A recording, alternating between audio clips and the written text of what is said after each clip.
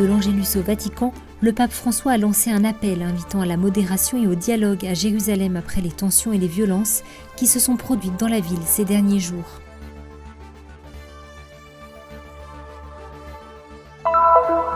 J'invoquerai sur toi, Jérusalem, le bonheur et la paix. Les chrétiens du monde entier viennent en pèlerin à Jérusalem et prient pour la paix de la ville sainte. Des chefs religieux chrétiens, juifs et musulmans se sont réunis pour discuter du changement climatique, des défis qu'il soulève et des responsabilités qu'il engage. Le 22 juillet, l'église a célébré la fête de Sainte Marie-Madeleine. À Magdala, petit village de Galilée où la sainte a vécu, sa mémoire a été célébrée par une messe. Le site archéologique de Séphoris ou Tsipori révèle l'importance et la beauté de l'ancienne capitale de Galilée à l'époque de Jésus. Selon une tradition apocryphe, Séphoris a été identifiée comme la ville des saints Joachim et Anne, les parents de la Sainte Vierge Marie, dont la mémoire a été célébrée ce 26 juillet dernier.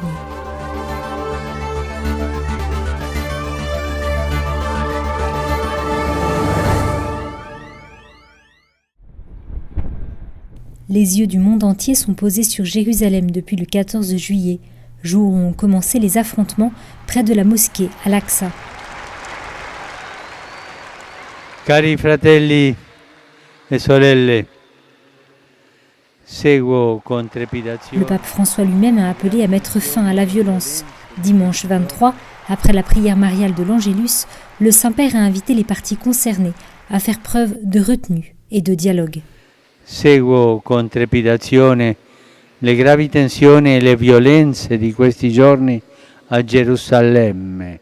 Je suis avec une vive inquiétude les graves tensions et les violences de ces jours-ci à Jérusalem. Je ressens le besoin d'exprimer un vibrant appel à la retenue et le dialogue. Je vous invite à me rejoindre dans la prière pour que le Seigneur inspire à tous des intentions de réconciliation et de paix.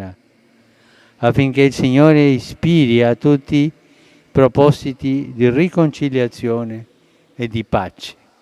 Credo che nella attuale situazione di tensione Je crois que dans la situation actuelle de tension, les paroles prononcées par le pape dimanche dernier lors de l'Angélus doivent être prises très au sérieux et par conséquent, il est important que nous consacrions une prière très intense à la cause de la paix et que nous prions tous les jours à cette intention. Quindi che preghiamo, direi, ogni giorno per questo motivo. Le 19 juillet également, 13 chefs d'église de Jérusalem, catholiques, orthodoxes et protestants, ont exprimé dans une déclaration leurs condoléances après la perte de vies humaines et condamné tous les actes de violence perpétrés. Parmi eux, l'administrateur apostolique du patriarcat latin de Jérusalem, Monseigneur Pierre Battista Pizzaballa, et le custode de Terre Sainte, le père Francesco Patton. È molto importante che venga preso sul serio l'invito del Papa alla moderazione e al dialogo. Il est très important d'accepter l'invitation à la modération et au dialogue faite par le pape parce que par la modération et le dialogue, il est possible de trouver des solutions capables d'une certaine façon de sauver l'intégrité des positions des deux côtés. Diciamo così, l'onorabilità delle posizioni di entrambe le parti.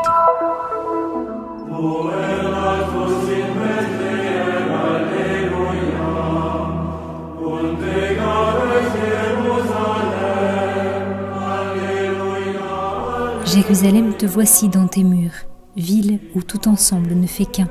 C'est là que montent les tribus du Seigneur, là qu'Israël doit rendre grâce au nom du Seigneur. Appelez le bonheur sur Jérusalem, paix à ceux qui t'aiment. Telle est la prière qui s'élève dans le psaume 122. Des quatre coins de la planète, les chrétiens du monde entier et les pèlerins à Jérusalem, en cette fin de mois de juillet, ont élevé une prière pour la paix à l'extérieur et à l'intérieur des murs de la ville sainte. Sim, esse é o 15º grupo que a gente está trazendo pelo Comissariado da Terra Santa. C'est le 15e groupe que nous montons à travers le commissariat de Terre Sainte qui comprend Rio, Sao Paulo, Santa Catarina, Paraná et Espírito Santo. Et partout où nous allons, nous prions pour la paix. Nous prions afin que règne la paix au Moyen-Orient et que les religions puissent continuer à vivre le dialogue. Le dialogue rend possible les accords, une coexistence pacifique. Ce n'est pas avec les armes que nous aurons la paix, mais par la voie du dialogue. La meilleure arme pour trouver shalom, salam, la paix est la voie du dialogue. A melhor arma para encontrar o shalom, salam, o axé, a via do diálogo. En marchant dans les rues, en visitant les sanctuaires, les pèlerins montrent que la paix est possible. Tous nous demandons la paix, bien que nous soyons des personnes de différentes cultures. Nous avons même rencontré des Chinois et des Coréens. Je crois qu'il n'y a rien qui décrive mieux la paix que les pas du Christ pendant sa passion.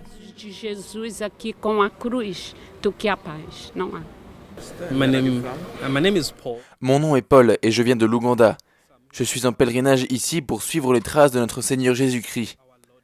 La Bible nous dit, et je te lis tous les jours parce que je suis chrétien, que nous devons prier pour la paix de Jérusalem. Qui bénit Jérusalem sera béni. Blessed Jerusalem shall be blessed. Przybyliśmy do Ziemi Świętej z wieloma intencjami. Je suis polonais de Varsovie. Notre pèlerinage est non seulement une visite des lieux saints, mais nous sommes aussi là pour prier pour la paix. La paix mondiale dans nos familles, mais surtout pour la paix en Terre Sainte. W Ziemi Świętej, o pokój w naszych duszach, w rodzinach. Certains allument une bougie, d'autres plusieurs. Chacun prie dans sa propre langue et de la manière avec laquelle il s'exprime le mieux devant Dieu. Ce groupe, venu du Brésil, de 50 pèlerins, a une particularité. 15 personnes sont malentendantes, mais ont trouvé le moyen efficace pour ne rien manquer pendant le pèlerinage.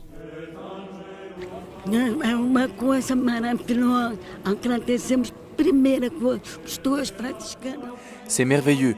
Nous remercions d'abord les frères pour cette merveilleuse occasion de visiter Jérusalem avec un interprète. Ce fut une expérience incroyable. Nous prions pour la ville sainte.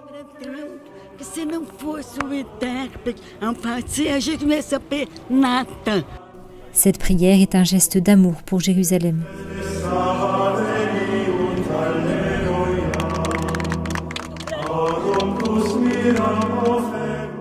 Que la paix règne dans tes murs, le bonheur dans tes palais. À cause de mes frères et de mes proches, je dirai « paix sur toi ». À cause de la maison du Seigneur notre Dieu, je désire ton bien.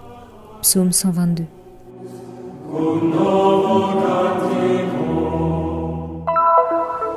Il ne s'agit pas d'une crise pour les oiseaux, les arbres ou les abeilles. Il s'agit d'une crise de l'homme, de la façon dont nous vivons, en tant qu'être spirituel dans un monde matériel. C'est sur ces mots qu'a commencé la conférence interreligieuse pour le climat et l'énergie, l'Interfaith Climate and Energy Conference, tenue au Jérusalem Press Club du Centre interreligieux pour le développement durable, The Interfaith Center for Sustainable Development, avec l'objectif d'évoquer l'urgence du changement climatique. La raison pour laquelle nous nous sommes rencontrés aujourd'hui autour de chefs religieux, juifs, chrétiens et musulmans de Jérusalem et de Terre Sainte consiste à prouver que les responsables religieux ont particulièrement à cœur cette question. Ainsi, le chef de file des tribunaux islamiques en Israël, Qadi Yad Zahala, le rabbin David Rosen, directeur des affaires internationales interreligieuses, et le custode de Terre Sainte, le père Francesco Patton, se sont réunis pour discuter de ce que les scientifiques considèrent comme la plus grande menace pour la santé mondiale au XXIe siècle. Dans un contexte où le climat se réchauffe depuis plus de 30 ans, progressivement et sans interruption, avec une température moyenne mondiale et une concentration record du dioxyde de carbone et des effets désastreux sur l'environnement, l'économie et la santé, les trois intervenants ont abordé le thème d'un point de vue inhabituel. Nous avons en tant que chrétiens un patrimoine de spiritualité écologique qui commence par les premières pages de la Bible, qui parle de la création en tant qu'œuvre de Dieu confiée aux hommes. C'est ainsi que toute l'humanité est responsable de la création. Di tutta l'umanità nei confronti del creato. La première indication donnée à l'humanité, à Adam et Ève dans le jardin d'Éden, est de faire fructifier et de prendre soin de la création de Dieu, à savoir le développement durable. Si nous n'agissons pas de manière durable pour le monde, nous faisons en réalité insulte à Dieu. So I would say environmental responsibility is the essence of a truly godly way of life. L'éducation et l'exemple personnel ont été les deux thèmes partagés par les trois intervenants. Il est essentiel d'intervenir dans les écoles et dans les milieux religieux pour sensibiliser les jeunes. Il faut également, ce qui est plus exigeant encore, donner l'exemple dans la vie quotidienne. Être responsable de la planète, non seulement pour répondre à ce que Dieu nous a demandé, mais par respect pour les générations futures, note Zahala.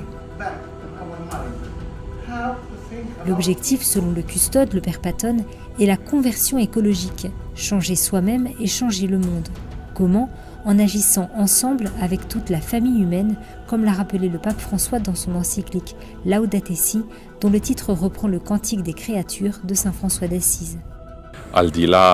Cette prise de conscience de faire partie d'une fraternité universelle est aussi ce qui nous fait comprendre comment, au-delà des différentes religions qui professent et pratiquent différentes religions, en tant qu'hommes et femmes de bonne volonté, nous sommes tous appelés à prendre soin de nos frères, de nos sœurs et de la terre, notre sœur mais aussi notre mère à nous.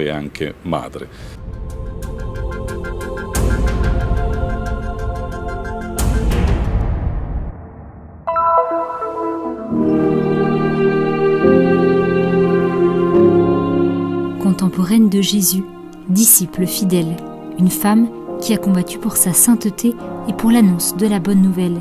Il s'agit de Marie-Madeleine, une des saintes les plus importantes de l'histoire du christianisme, mentionnée à plusieurs reprises dans les évangiles. Les évangiles nous disent 5 choses d'elle. Que de Marie-Madeleine sont sortis 7 démons. Que Marie-Madeleine suivait Jésus avec beaucoup d'autres femmes qui le soutenaient avec leurs biens. Que Marie-Madeleine était au pied de la croix. Qu'elle fut la première à voir Jésus ressuscité et reçut directement de lui la mission de proclamer sa résurrection. Ici en Terre Sainte, de nombreux lieux sont associés à cette personnalité biblique.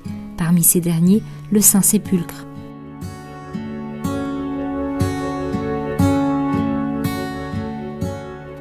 À environ 200 km de Jérusalem également, se trouve la ville de Magdala, où Marie-Madeleine a vécu et où se trouvent encore les ruines des bâtiments et d'une synagogue datant du 1er siècle, découverte récemment.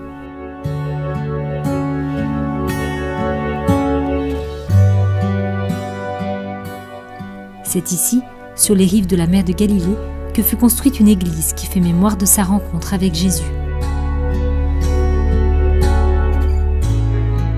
C'est ici que le jour de sa fête, le père Timothy Meehan, un des responsables du lieu, a célébré la messe.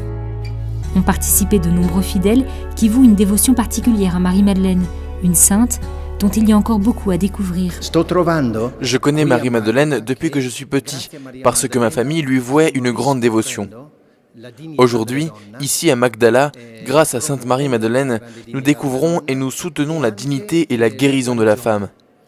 La guérison spirituelle, la guérison psychique, ainsi que la guérison physique, par les prières qui sont récitées ici. Lors d'une veillée de prière, j'ai compris ce qui fut le fondement de sa vie, et cela m'a totalement fasciné. C'est pourquoi j'ai décidé de venir ici et d'en apprendre davantage sur l'histoire de cette sainte, et je réalise combien l'histoire de Marie-Madeleine est riche, et comment elle constitue un exemple pour tous les catholiques.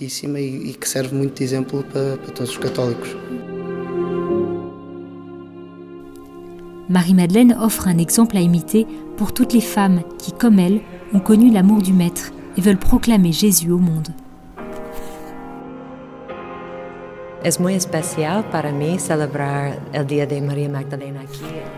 C'est très spécial pour moi de célébrer la fête de Marie-Madeleine ici à Magdala, ici, là où elle a vécu.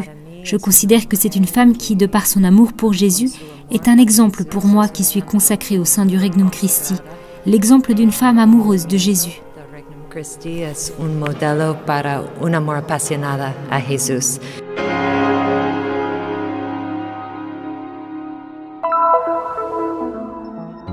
Six kilomètres au nord de Nazareth se trouvent les vestiges de Séphoris, un site archéologique du parc national israélien. Les fouilles archéologiques, commencées en 1931 et reprises à la fin du siècle dernier, ont rendu à la lumière des structures et des palais des époques romaines et byzantines, ainsi que des mosaïques particulièrement magnifiques. La ville, qui a plus de 2000 ans, a atteint l'apogée de son développement entre le 1er et le 4e siècle et a été surnommée la perle de Galilée. Séphoris était en grande partie, grâce à sa splendeur, la capitale de la Galilée, jusqu'à ce qu'Hérode Antipas ne fonde Tibériade en l'honneur de l'empereur régnant. C'était donc la ville la plus importante comparée à tous les villages qui se trouvaient autour, y compris Nazareth, qui, comme nous le savons, de sources anciennes et du Nouveau Testament, était un canton qui avait peu d'importance. Oggetti che c'erano intorno, fra cui Nazareth era una borgata, lo sappiamo bene sia dalle fonti antiche che dal Nuovo Testamento, è una borgata di trascurabilissima importanza. Séforis était une ville habitée principalement par des juifs, mais qui fut également influencée par la culture hellénistique, puis par les cultures chrétiennes et arabes. C'est une ville qui est extrêmement importante pour l'histoire du judaïsme, parce que la communauté juive était particulièrement riche et pratiquante, et surtout parce que la tradition juive faisait mémoire en ce lieu de la présence de Yehuda Hanassi, rédacteur en chef de la Mishnah, texte instituant la tradition orale juive, qui est devenu ensuite le cœur du Talmud. Quindi di quel testo che fissa la tradizione orale ebraica e che diventa poi il cuore del Talmud. La rencontre entre les différentes cultures est attestée par la variété des vestiges des bâtiments, temples, synagogues, églises et forteresses, ainsi que par les mosaïques dont la composition intègre des figures juives et mythologiques. Séforis n'a jamais été mentionné dans le Nouveau Testament, bien qu'étant très proche de Nazareth. Comme il s'agit de la plus grande ville de la région, il est possible néanmoins que Jésus y soit passé. Nous pouvons voir qu'il y eut une présence chrétienne puisque vers les 3e ou 4e siècles, des églises ont été construites en centre-ville, l'une d'entre elles notamment à l'intersection du Cardo et du Décumène. La ville néanmoins était essentiellement juive avec une présence chrétienne tout à fait relative, bien que grandissante. Durant les premiers siècles du moins, il n'y avait pas de siège épiscopal ici à Séforis. Selon une tradition apocryphe, Séforis était considérée comme la ville des saints Joachim et Anne, les parents de la Sainte Vierge Marie. C'est pourquoi à l'époque des croisés fut érigée une église dédiée à ces derniers à la périphérie de la ville antique.